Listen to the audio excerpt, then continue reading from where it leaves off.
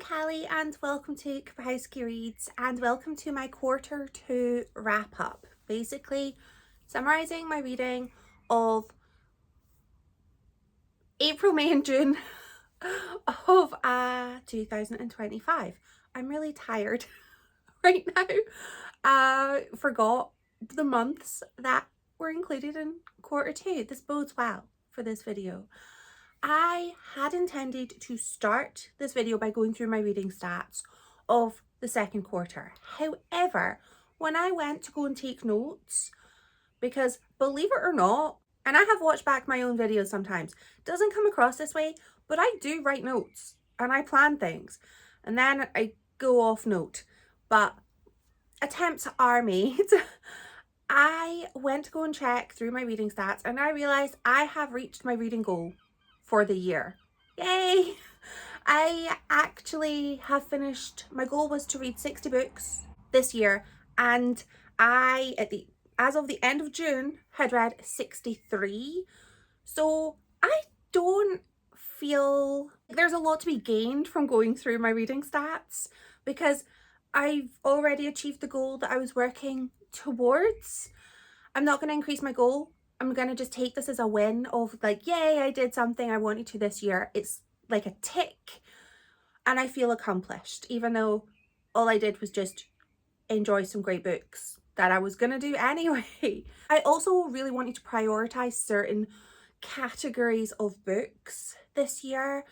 Books that are written by Scottish authors, books that are rereads, non-fiction, physical library books, and overall books from my own physical TBR. And 6 months into the year, I was kind of hoping I would be halfway through having reached all of those goals, but I am nowhere near for all of those categories apart from my physical stash. I'm making my way through my physical books. Good for me. But the other categories, I have fallen way behind. I'm not going to stress myself out. There is a new cat that I don't know that is across the street. Hi!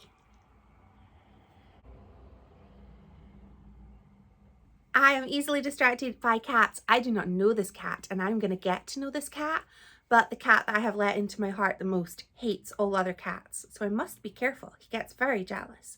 Anyway, I really just want to tell you about my favourite books of quarter 2. So that's what this video is going to be. Not me rambling, not me getting distracted by a gorgeous little socked cat across the street. I'm going to be talking to you about my favourite books of Q2. I actually only have 4. And I think that's okay. These are the books that are not just 5-star reads. These are books that were 5-star reads, favourites, books that I am still thinking about. And books that I think I'm going to be thinking about for months to come, books that I think are contenders for my overall favourite book of the year, which is going to be a list. I don't know if I can just pick one. So let's go through them. And let me know in the comments if you have a favourite book of quarter 2, because I would like to know. So first up is going to be one of my most recent reads. It is Chlorine by Jade Song. All of these books, I believe, I have had included in reading vlogs, so I will link any relevant vlogs in the description, but I'm just going to talk about them now. Chlorine is about Ren, who is a competitive swimmer. She dreams of being a mermaid, and this book is so much more than a very passionate swimmer who wants to be a mermaid. So much more. It is a story about friendship. It is a story about obligation. It is a story about a parental-child relationship. It is a story about longing, desire, and it is also one of those weird books. You know, I love a weird book, and this is weird. It is a little bit descriptive in violent acts. I think that's the best way to describe it. So if you're queasy, I'm queasy. Do be prepared. There is a little bit of a graphic moment in this book, but It very much is not for shock. It is relevant to the story. And I loved this. It's so short, but it felt complete. I felt like I got to know Ren. I felt like I got to get inside of her head. And everything she was saying, from the outside perspective, you're like, ma'am, are you okay? But while reading the book, you sort of get to know Ren and go, I see your thought of, like, your train of thought. I see the way that you understand this, and it makes sense. I'm so fluffy haired right now. We're still having our heat wave. I'm not okay. I also thought this was a really beautiful coming of age story, and I just absolutely loved it. I believe that this is the author's first book as a debut. I was blown away, and I will be keeping an eye out for anything else that Jade Song writes, because I would love to read it. My next favourite is The Gilded Wolves by Roshani Chokshi.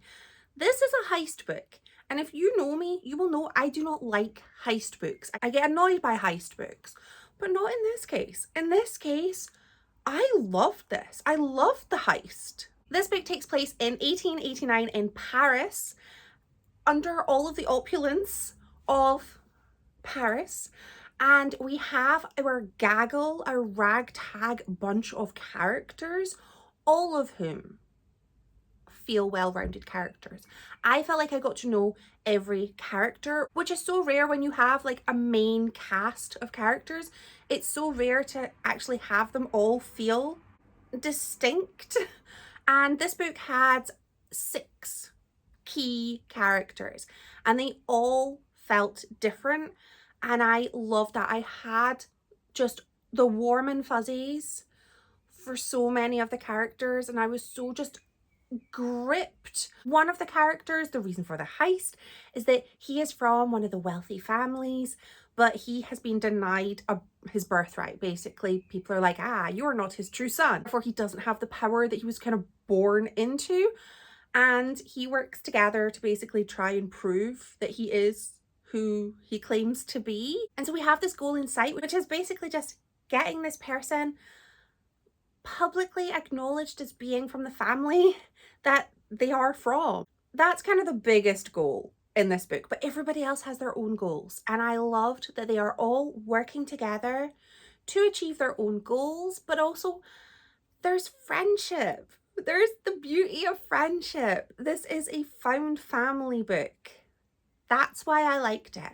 I feel every other heist book I have read, for me, has kind of failed with that gelling of the characters. I just don't buy that they would put themselves through such risk for these people that they don't view as, you know, family. And I love the characters, I love the writing, I love the setting, I love the genuine tension, because I was very worried in this that things might not be okay. There's also, I feel this is the truest sign for me with a book.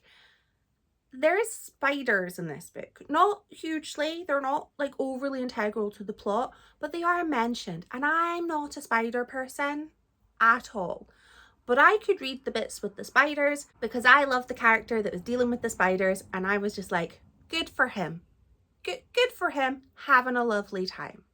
Next is Friends in Napa by Sheila, Yasmin, Marikar, who I believe the Goddess Effect may have been on my Q1 favorite list. So this author, she's doing great when it comes to impressing me, a stranger. So I'm sure she's delighted about that. This book is basically a reunion of old friends who have long since grown apart. One of the gang is having a grand opening of his vineyard in Napa, which just seems to scream, hello, I have much money, because Napa feels expensive. And it is a beautiful story about toxic friendship, revenge. And did I mention toxic friendship? It is fun. It is a very fun story that actually begins with a murder. You don't know who the murderer is. The victim. You don't know who the victim of the murder is. You don't know who the victim is. You don't know who done it. But you do know it's been done. So you get this opening story of murder. Ah, what is going on? Then we backtrack and we build up to the murder. And it's so wonderful. I love reading a book where you know somebody's getting bumped off, and I like being able to sort of read it and go, but who? Who is gonna get taken out? And by whom? I liked it. It was kind of a mystery for me to work out while I'm reading it too, because you don't know until near the end. Everything falls into place. It is a wild ride. I love the dialogue in this book. This author just gets characters. She writes them so well, and they're so witty and they're so relatable, and they just feel like real people. Not real people you want to be friends with, but real people nonetheless. As far as I'm aware, this is only the second book by this author. I don't believe she has any other books that are out, but if she does, I will need to get them because I've loved 2 books by her so far. I have no doubt I'm gonna love a third. And the last book that is on my favourite list, we've only got 4, but 4 amazing books is amazing.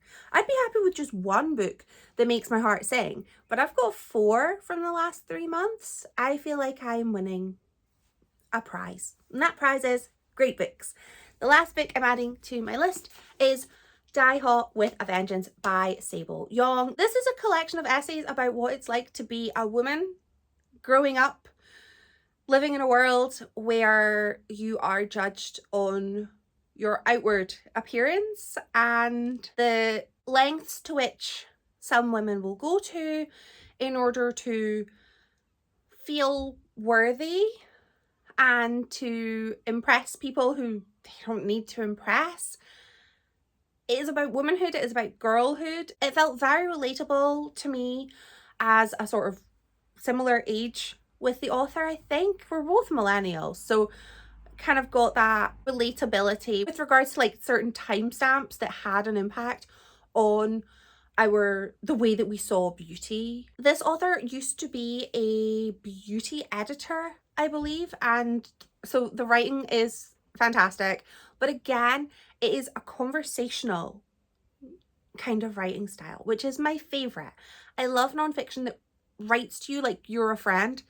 It felt like correspondence from a friend. It was just so raw and vulnerable, but also, like I say, really, really relatable, which is kind of sad in some instances that there are so many non-unique life experiences that are kind of sad. But this book is overall very, very amusing, even though it does tackle some kind of tough experiences and it does mention some less than chirpy topics, but it is delivered in such a way that it just was such a joy to read, and I didn't want to put it down. And I've actually followed the author on Instagram and she's a silly goose, and I really like that. It's nothing to do with the book other than an amusing person wrote an amusing book, but also wrote it really, really well. These were my 4 loves of quarter 2, and I absolutely just adored them. I don't see that changing anytime soon, but I do want to get my hands on books 2 and 3 of the Gilded Wolves series. I just haven't done it. I just haven't done it, but I will. I will get them and I will love them. I know I will. My reading goals for quarter 3 are hopefully to maybe make some progress in the categories that I said I was going to read more from this year. But really, if I'm being super duper honest with you, my goal is to just read books that I love. That's it. I don't care where they come from. I don't care what they're about. I just want to read books that I love. And I can't really explain what makes a book a 5-star for me. I feel like a 5-star is measured entirely with my heart, not my head. My head is not involved in that decision. My heart chooses that it's a 5-star. And if I have to think, is it a 5-star? No, you just know that it's a 5-star. And with these books, I just knew. I didn't have to think about it. I just finished it and went, oh, 5 stars, another, please. So quarter 3 goals, that's what I want to do. I want to read more books that I love, and I want to tell you about the books that I love because I've decided I'm going to love them all.